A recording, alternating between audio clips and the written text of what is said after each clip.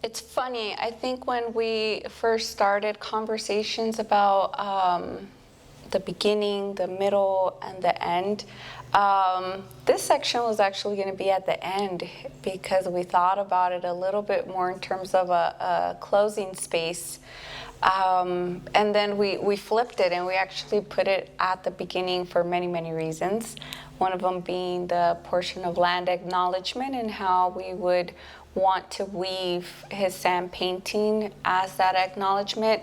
But also, as we spoke to a lot of community members, what kept coming up is the importance of establishing fire kinship and defining what that would be from a community lens.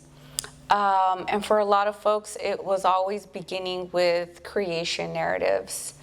And so it was across the board with a lot of our collaborators that we wanted these stories of creation to be told, and to really share some of these early stories of how fire came to this planet from each community's point of view. And truly every community had similar but also slightly different stories, but for a lot of them fire came from the sun. It was brought here in that way.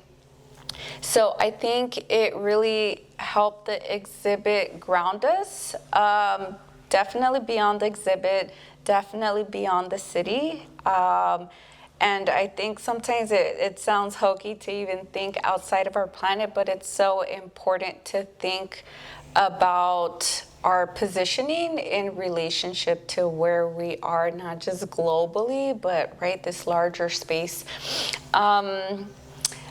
I was thinking about a story that I wanted to share, and I think it's really important about centering ourselves and grounding ourselves.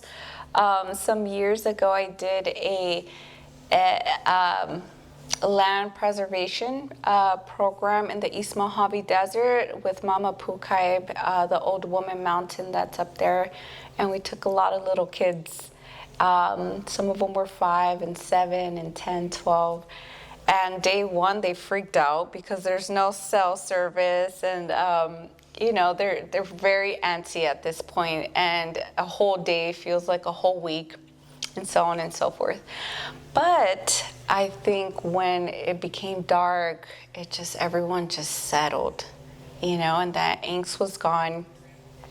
They started to notice things and sounds, and shadows felt very different in daytime and nighttime, appreciation for the weather. And I think the biggest observation is how drawn they were to the Milky Way at that time. They were just fascinated. It felt like a painting. And I remember a dad telling his daughter, "Wow, look at the Milky Way up there. Isn't it pretty?" And the little girl responded, "Well, Dad, the Milky Way isn't out there, right? Like we're in it. We are a part of it. We're out there just as much as the Milky Way is up there."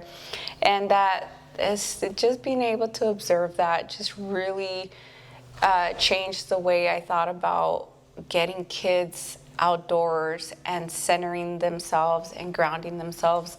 And I think Sand Acknowledgement had that same intention and that same impact, right? So that it's dark. I think it feels cold for me, right? It's chilly, and it is a time of reflection. There's no light, right? That you're back into that warmth and cold at the same time. But it's placing you there first before you go out into that first room, and to learn and to engage, but to first ground yourself. So I think that relationship with the sun and the cosmos, a lot of that is just introducing visitors to creation narratives and what that is.